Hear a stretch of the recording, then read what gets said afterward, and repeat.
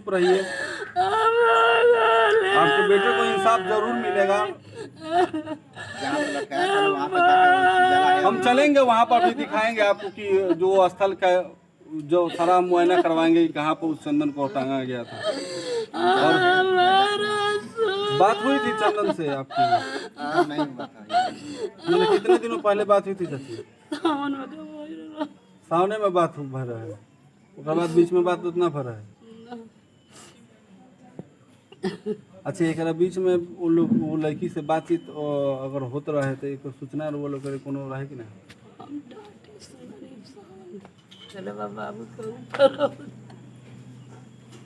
ये उम्मीद नहीं थी कि उस चंदन की हत्या होगी, जबकि हत्यारे के द्वारा बार बार चेतावनी दी जा रही थी, लेकिन घर के लोग बेखौफ थे कि चंदन यहाँ है ही नहीं तो हत्या किसकी करेंगे वो लोग। लेकिन क्या पता कि साजिश के द्वारा शायद उस लड़की के द्वारा बुलवाया गया चंदन को कि क्या माजरा था, और चंदन को मुंबई से बुलवाया जाता है और घर वालों को कानों कान पता नहीं चलता है और बुला करके उसकी हत्या की जाती है, और हत्या करने के बाद पैर से लटका दिया भी जाता है। आखिर क्या कारण हो सकता है? प्रशासन इसकी जांच करे और जांच करके जल्द से जल्द उस हत्यारों है। और विशेष करके युवाओं से एक बार मैं विनती करूंगा और निवेदन भी करूंगा कि कृपया झांसे में ना है। अगर वो कीमती आपका समय है, वो समय अपने पढ़ाई लिखाई अपने करियर में अगर आप लगाएंगे तो शायद उससे भी बेटर और उससे ज़्यादा आपको सफलता हासिल होगी।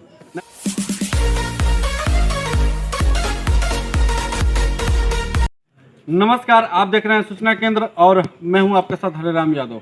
और हम अभी वहीं हैं जहां पर घटना हुआ है चंदन और रिंकी नाम है ना निक्की, जो निक्की का घटना हुआ है। जैसा कि आप जानते हैं कि कुछ दिनों ही पहले जो छोटू आरती का एक मामला सामने आया था, अंजलि रोशन का जो मामला आया था जो वैशाली जिले का था, वैसा ही घटना ये सिवान जिला के जीरादेई में हुआ है।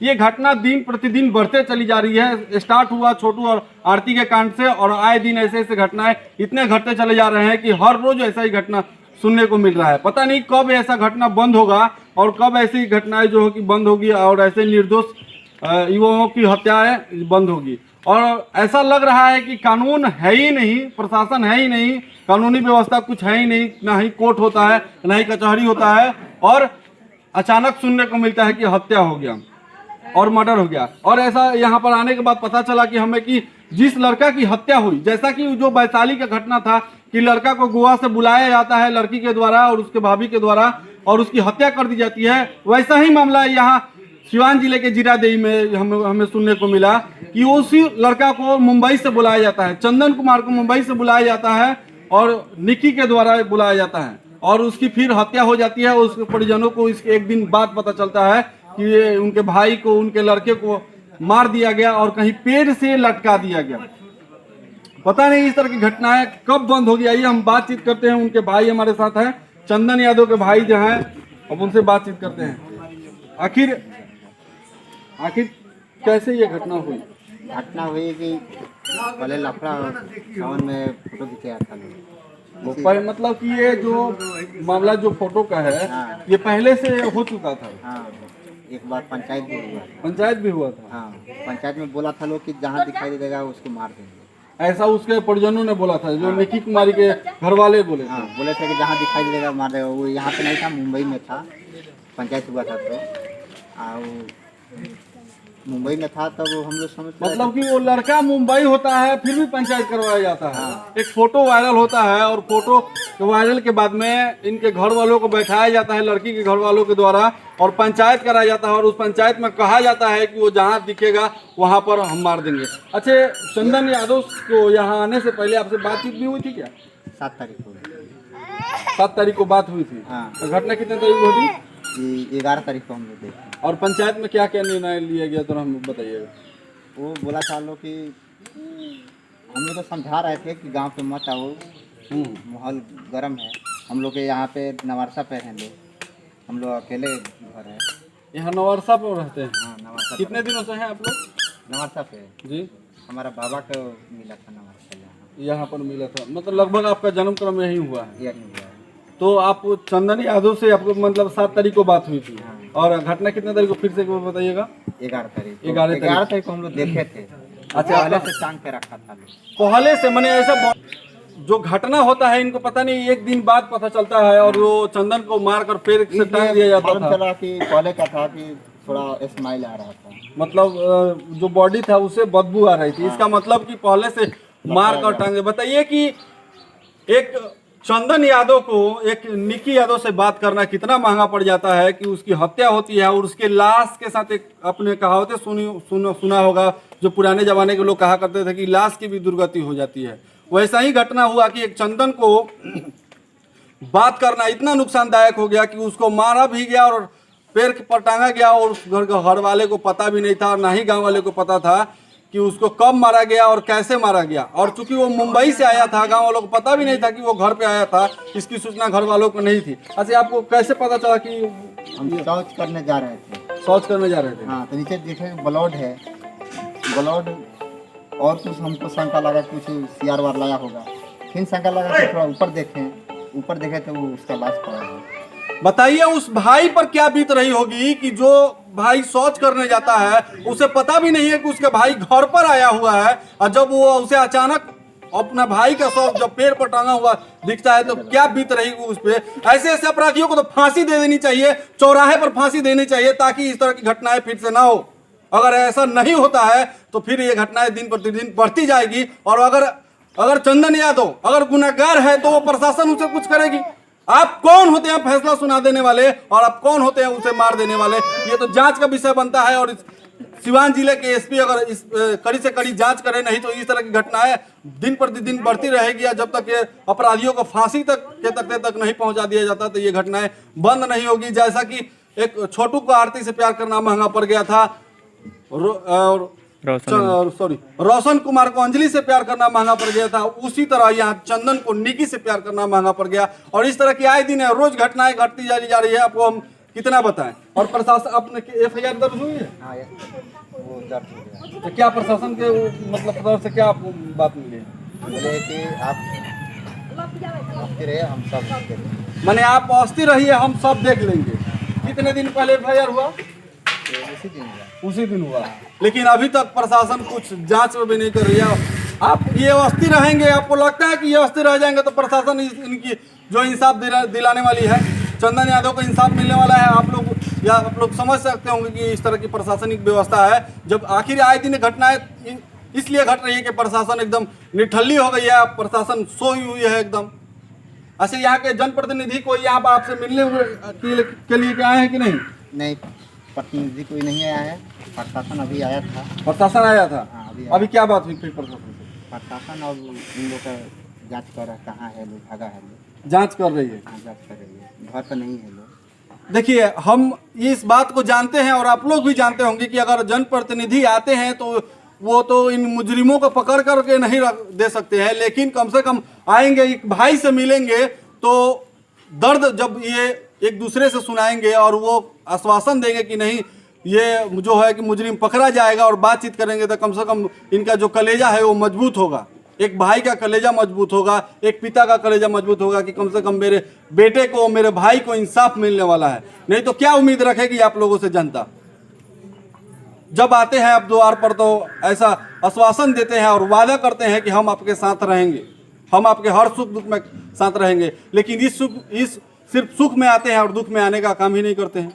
आइए हम बातचीत करते हैं। उनके माता जी यहाँ पर हैं, देखिए किस हालत में है, क्योंकि एक माता का जो कलेजा होता है बहुत ही नरम होता है। और देख सकती हैं कि जब पता चला होगा एक माँ को कि उनका कोख सुना हो गया तो उन पर क्या बीत रही होगी, और उस लड़की के घर वाले कितने निर्दयी हैं और कितने हत्यारे हैं कि एक चंदन का हत्या कर देते हैं। ऐसा हत्या जब होता है तो ऐसा लगता है कि वो पहले से पेशेवर हत्यारे रहे होंगे, तब जाके इस तरह के हत्या किए। हत्या करके भी वो पैर पर टांगा गया। बात करने में थोड़ा सा अपने आप में ये लगता है कि हम क्या बात करें, क्या पूछें, क्योंकि इनकी दशा नहीं दुर्दशा हो चुकी है। और आए दिन पत्रकार भी आते होंगे इनसे सवाल करने के लिए। अब एक ही माँ से अपने बेटे की मौत की कहानी पूछने पर क्या बीतता होगा।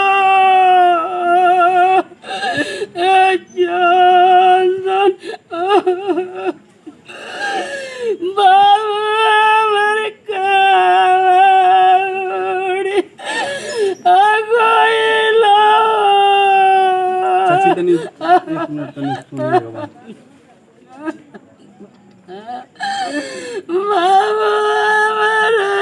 अब तो जो होना था हुआ, चुप रहिए। आपके बेटे को इंसाफ जरूर मिलेगा। जहाँ पे लटका है चलो वहाँ पे जाके जगह है। हम चलेंगे वहाँ पर भी दिखाएंगे आपको कि जो स्थल का जो सारा मुआयना करवाएंगे कि कहाँ पर उस चंदन को टांगा गया था। और बात हुई थी चंदन से आपकी? नहीं हुआ था। मतलब कितने दिनों पहले बात हुई थी चाची? सामने में बात भर रहा है, उसके बाद बीच में बात उतना भर रहा है। अच्छा, एक बीच में वो लोग वो लड़की से बातचीत अगर होता रहे तो एक सूचना वो लोग करे कोनो रहे कि नहीं?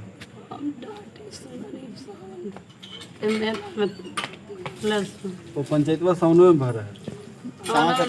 सावन बाद में पिछला महीना 16 तारीख को हुआ था।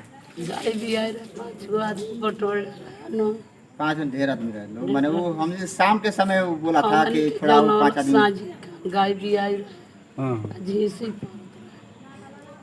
ये बाबू झाड़ो गिरोल ले आइल बोला चलो हमरा दुआरा पर दुहा रही वही बैठनी तो कहत जे एकर लड़का गाड़ी दुहा ना दी फोन पर गाड़ी दे जहाँ भेटा जाए चंदनवा तो मार दे। वो लड़की है कि घर के लोग का?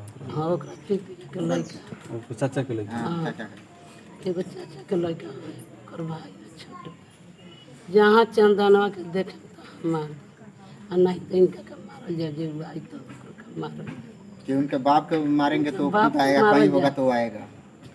जब देखे तो बाप के पहले मारे के बाद अपने उगाई मार सुन के तो ओकरा के मारे देखल जितना चटकी ना खुला जे झूठो कहत है बाहर बात मारो का ठठा बा आदमी कहेला ना कि मार दे। अब इतना कितना खुला थाना पर जाके जे भटका लड़कन के डरवावत है तो कोई दिल से बांध के टांग दिले बाबू के ऊपर।